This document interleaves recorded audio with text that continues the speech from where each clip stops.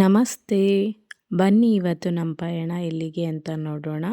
ನಾವು ಇವತ್ತು ಅಡಿಬೈಲು ಶ್ರೀ ಬಿಂದಿಗಮ್ಮ ರಂಗನಾಥ ಸ್ವಾಮಿ ಬೆಟ್ಟಕ್ಕೆ ಹೋಗ್ತಾ ಇದ್ದೀವಿ. ಇದು ಹಾಸನಿಂದ 33 ಕಿಲೋಮೀಟರ್ಸ್ ಇದೆ. ಆ ಬೆಟ್ಟಕ್ಕೆ ವೆಹಿಕಲ್ಸ್ ಕೂಡ ಅಲ್ಲಿಗೆ ದೇವಸ್ಥಾನದ ಹತ್ರನೇ ಹೋಗುತ್ತೆ. ನಾವು 2 ವೀಲರಲ್ಲಿ ಹೋಗ್ತಾ ಇದ್ದೀವಿ. ಇನ್ನೂ ನನ್ನ ಚಾನಲ್ನ ಯಾರು ಸಬ್ಸ್ಕ್ರೈಬ್ ಮಾಡಿಲ್ಲ ಪ್ಲೀಸ್ ಸಬ್ಸ್ಕ್ರೈಬ್ ಮಾಡಿ. ಇಷ್ಟ ಆದರೆ ಲೈಕ್ ಮಾಡಿ, ಕಮೆಂಟ್ ಮಾಡಿ. ನೋಡಿ, ಈಗ ದೇವಸ್ಥಾನದ ಹತ್ರ ಬಂದ್ವಿ. ಇದು ಶ್ರೀರಂಗಪಟ್ಟಣದ ದೇವಸ್ಥಾನದ ಒಂದು ಭಾಗ ಅಂತ ಹೇಳ್ತಾರೆ. ಇದು ವಿಜಯನಗರ ರಾಜರಿರ್ತಾರಲ್ಲ, ಅವರು ಇದನ್ನು ಮರು ನಿರ್ಮಾಣ ಮಾಡ್ತಾರೆ. ಅಂದರೆ ಆ ಗೋಪುರ ಎಲ್ಲ ಮಾಡ್ತಾರೆ. ಇದು ವಿಜಯನಗರದ ವಾಸ್ತುಶಿಲ್ಪಿ ಶೈಲಿಯಲ್ಲಿದೆಯಂತೆ.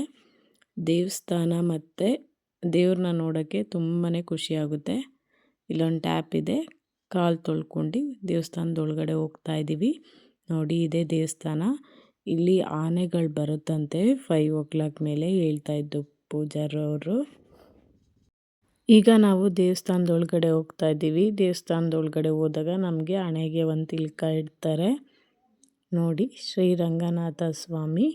ಇದು ಬಂಡೆ ಕೆಳಗಡೆ ಇರೋ ಅಂಥ ದೇವಸ್ಥಾನ. ನೋಡಿ, ಅಲ್ಲೇ ದೇವ್ರ ಕೆಳಗಡೆ ಬಂಡೆ ಕಾಣಿಸ್ತಿದೆ ಅಲ್ಲ. ರಂಗನಾಥ ಸ್ವಾಮಿ ಎಲ್ಲರಿಗೂ ಒಳ್ಳೇದು ಮಾಡಲಿ ಅಂತ ಕೇಳ್ಕೊಳ್ತೀನಿ.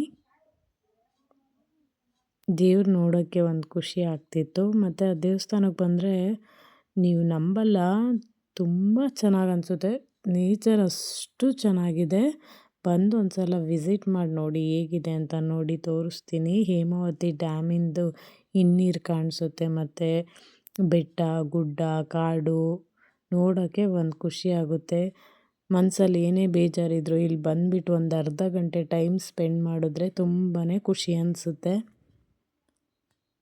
ನೋಡಿ ಹೇಗಿದೆ ಅಂತ. ನೋಡಿ, ಅದೇ ಗೋಪುರ.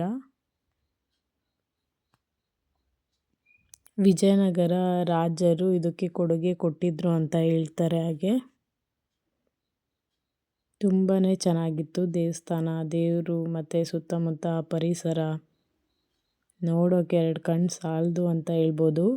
ಮೊಬೈಲಲ್ಲಿ ನೋಡೋದಕ್ಕಿಂತ ಡೈರೆಕ್ಟಾಗಿ ಒಂದು ಸಲ ವಿಸಿಟ್ ಮಾಡಿದ್ರೆ ನೀವೇ ಹೇಳ್ತೀರಾ ಹೇಗಿತ್ತು ಅಂತ. ಈ ದೇವಸ್ಥಾನಕ್ಕೆ ಮೊದಲೇ ಯಾರ್ಯಾರು ನೋಡಿದ್ದೀರಾ ಕಮೆಂಟ್ ಮಾಡಿ, ನಿಮಗೇನು ಅನ್ನಿಸ್ತು ಅಂತ. ನನಗಂತೂ ತುಂಬಾ ಖುಷಿ ಅನ್ನಿಸ್ತು. ಇಲ್ಲೇನು ನಡೆಯೋ ಅಂಥದ್ದು ಏನಿಲ್ಲ, ವೆಹಿಕಲ್ಸ್ ದೇವಸ್ಥಾನದ ಹತ್ರನೇ ಬರುತ್ತೆ.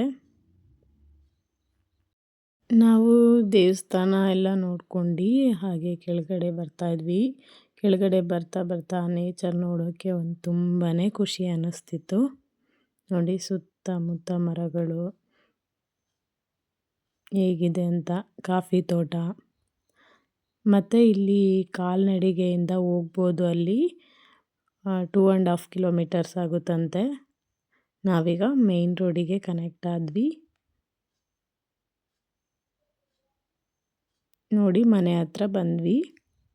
ಇದು ದಾಸವಾಳ ಮತ್ತು ಪಪ್ಪಾಯ ಎಲ್ಲ ಹಾಕಿರೋದು ನಾವು. ನನ್ನ ವೀಡಿಯೋಸ್ ಇಷ್ಟ ಆದರೆ ಕಮೆಂಟ್ ಮಾಡಿ. ಸೀಬೆಹಣ್ಣಿದೆ, ಅಡಿಕೆ, ಶುಂಠಿ. ನೋಡಿ, ಸೀಬೆಹಣ್ಣು ಬಿಟ್ಟಿದೆ, ಬಟ್ ತಿನ್ನೋರು ಯಾರೂ ಇಲ್ಲ.